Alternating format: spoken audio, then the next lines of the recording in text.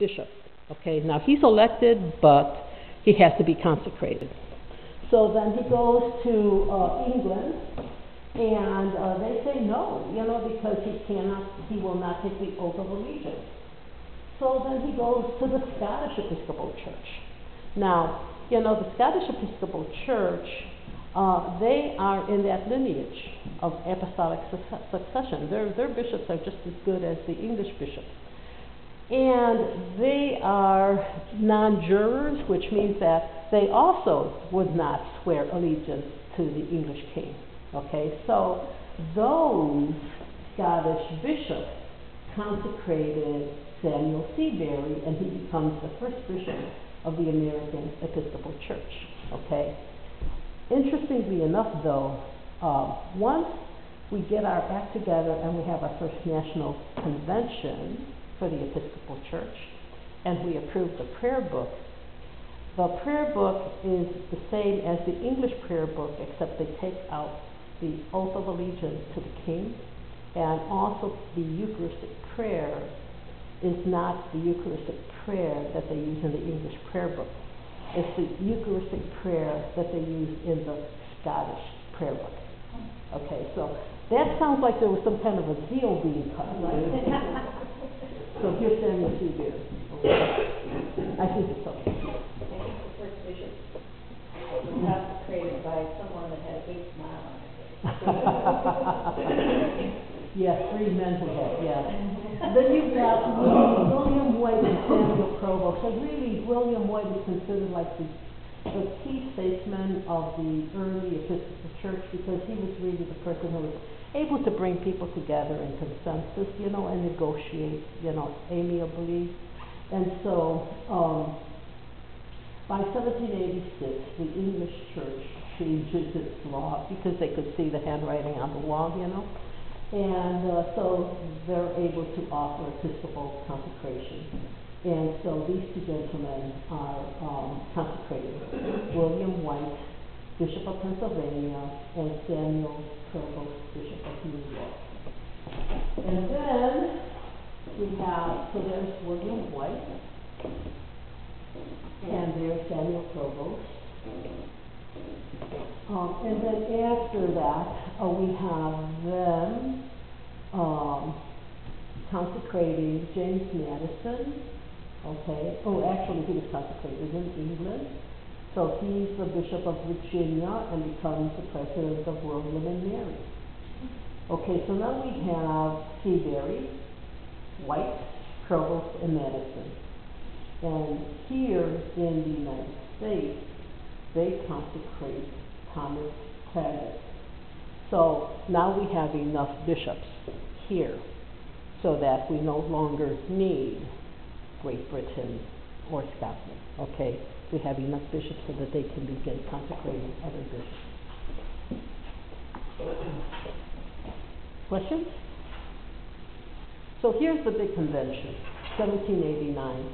And so they had a lot of work that they needed to do, and a lot of this reflects the federal system, again, because we had a number of founders of the United States who were also Episcopalians, and so it ends up being very similar to the federal system, okay?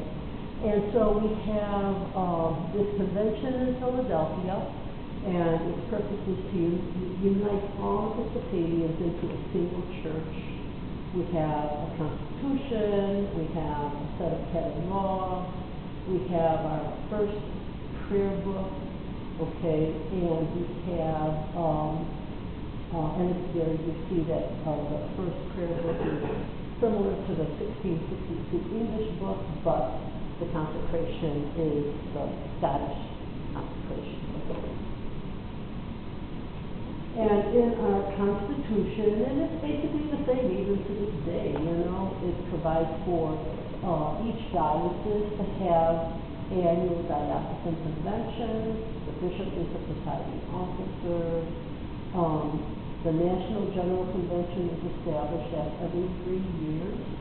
We have 2 legislative houses. What does that sound like? It sounds like the Senate and the House of Representatives. and we have a system of checks and balances similar to the federal system. So it's because we have Episcopalians who are founders of the United States. Okay, now we do have, and there are a number of people of color who are important in the history of the Episcopal Church. I've chosen two only. Absalom Jones is the first, and he and Richard Allen were members of St. George in Philadelphia, and this was a Methodist Episcopal church. So not really in the Episcopal church. What happened is that, it was an integrated church, and then all of a sudden the white members decided to assign the blacks the balcony, and Jones and Allen walked out. And so they took out all of the black members, and they Absalom Jones goes to work with white, and they work something out so that he can be prepared as a lay reader and then eventually be ordained and serve as rector for the African congregation, African American congregation. Now, his friend Allen then goes to the Methodist Church, okay, and he becomes a deacon and elder, and so they kind of diverged in their routes of ministry, but they're highly regarded even to this day. And in my home diocese in Chicago, there's an annual, it's pretty big. It's in the mother church for the African American community in St. Thomas. And it's a very, very big event. And this year, on February the 13th, to honor Absalom Jones. So then we have westward expansion, and so the missionary bishops follow wherever there are Episcopalians, okay, to minister to the needs of the Episcopalians. And we have here Jackson Catholic, and he comes out of New York. He completes college. He's ordained in 1814. He becomes a missionary bishop in 1835, and he's the first missionary bishop. And there he is. He's significant here because he comes to Wisconsin. And so he uses men who live in the frontier because the guys in the east didn't want them to leave their comfortable lifestyle. And so he goes and he establishes a college in St. Louis, and then he's the one who established the seminary called Mashota House. He also established a college in Racine that's not really functioning anymore. But also, he's one of those clergy in the Episcopal Church who really urged more extensive outreach to the indigenous people and translation of scripture and translation of services. So, this really, and that's really part of the Anglican ethos, where you minister to people in their own language. Okay, so he's very representative of that. And so he was the Bishop of Wisconsin, the entire state of Wisconsin. He was the Bishop of Wisconsin until he passed away in 1870. But, his work, his ministry really had a tremendously wide impact. So in the Civil War period, you have South Carolina seceding, and then the other states follow, and then the Episcopalians in that Confederate area established their own church. The national church never recognizes that, okay? And they still all retain very collegial relationships, in terms of friendship. When we go to seminary with folks, we become really good friends, and so that kind of relationship and friendship remained throughout the course of the Civil War. And then after the defeat of the Confederacy, then they very quietly just dissolved that church, and everybody just came together again. It was really no big deal, yeah. Now, of course, one of the things that the Episcopal Church never did do was condemn slavery, so. I don't know, I haven't studied the other mainline denominations, I really don't know which other mainline denominations any of them. David Pendleton Okahater is another indigenous man who's significant. I took that picture. I was in the Cathedral of Oklahoma, and for a meeting this past January, and they have a chapel that is dedicated to David Pendleton Okahater because it's a Methodist ministry in Oklahoma. And beautiful piece of art. So he is called God's warrior because he is the apostle to the Cheyenne. And he was a Cheyenne soldier, he was a Cheyenne warrior. And he fought against the United States with other warriors over land rights. Okay, so he was already a distinguished warrior by the late 1860s, and then in 1875, he was imprisoned with other Indian leaders and sent to a Florida military prison. Okay, and then he is surrounded by American Christians, and they're teaching him how to speak English and, talking about the Christian faith. And he was so moved by their examples of life that he began to inquire and learn about Christianity and decided to become a Christian. So with the sponsorship of the Diocese of Central New York and with funding from Mrs. Pendleton in Cincinnati, he and 3 others went up for ministry studies. And he was baptized and ordained and returned to Oklahoma. And then in Oklahoma, his ministry was opening and operating schools and missions. And it was a difficult ministry because there was official apathy by the Episcopal Church, and also there was resistance by the government. But he is highly regarded in Oklahoma and among the Episcopalians who are of the indigenous university. So we have our general convention. They have not really changed in structure.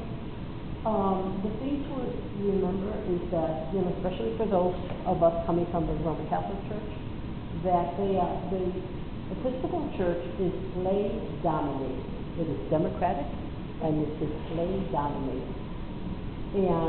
And there's a tension. There's a tension with clergy because of the Episcopal structure, meaning the bishops, okay? Episcopal means, it comes from a Greek word for bishop, okay? Episcopus, okay? When I was a Roman Catholic, I couldn't even have pronounced Episcopal, much less Episcopus. But that is the key for the Episcopal Church, okay? That the central government structure is based upon our bishops. So there's this inherent tension.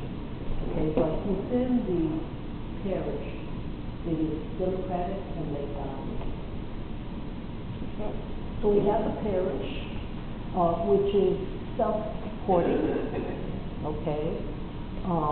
It elects its vestry every January at an annual meeting, and the vestry elects the treasurer.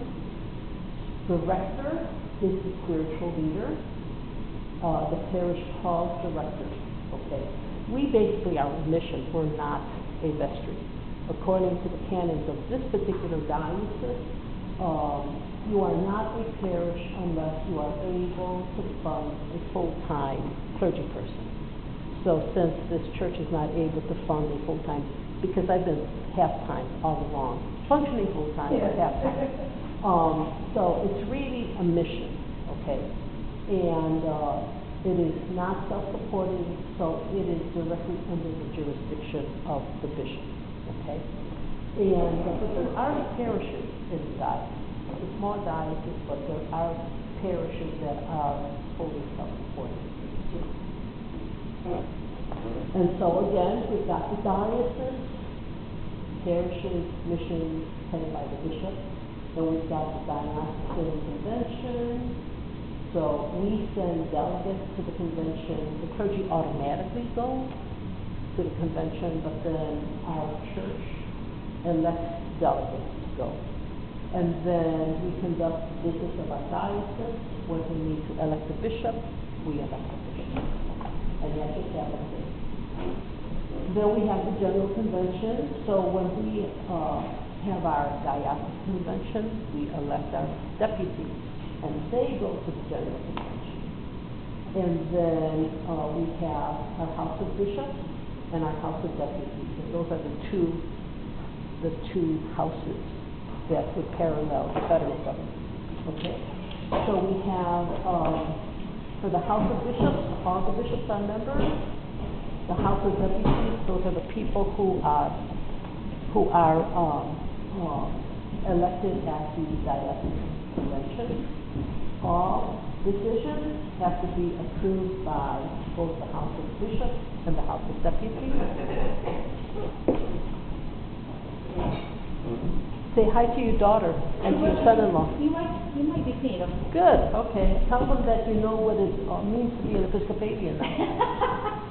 And then we have our executive council, because we only have a general convention once every 3 years. So the executive council is the administrative agency. And then our presiding bishop is elected by the House of Bishops and confirmed by the House of Deputies. She heads the executive council, and she presides over the House of Bishops.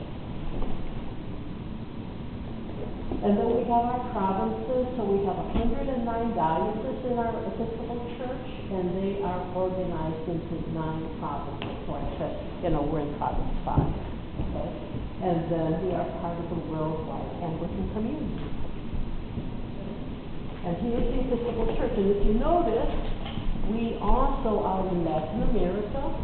Okay, so Colombia and Ecuador, and Guatemala, and Nicaragua, and Costa Rica are part of the Episcopal Church. They're in Province 9.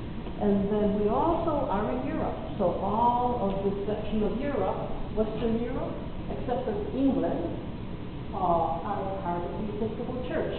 And we also are in Haiti and in the Dominican Republic, okay, in the Caribbean. So everybody is in the Episcopal Church. I know somebody who just took a call in Rome, okay, in Episcopal priest. He went from North Carolina to Rome.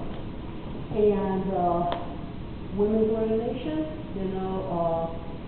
the women were approved for the diaconate in 1970. And then 11 women decided to get themselves ordained as priests in 74, but they were considered irregular. So the General Convention said they were just deacons. And finally, in 76, they approved ordination to the priesthood and to the episcopate. So the 11 women were regularized. And then Barbara Harris in 89 was elected the first woman bishop in Massachusetts. And Bishop Suffragan is a bishop who assists the diocesan bishop only, okay, but has no right to succession. Okay, voila. Very good. Any questions?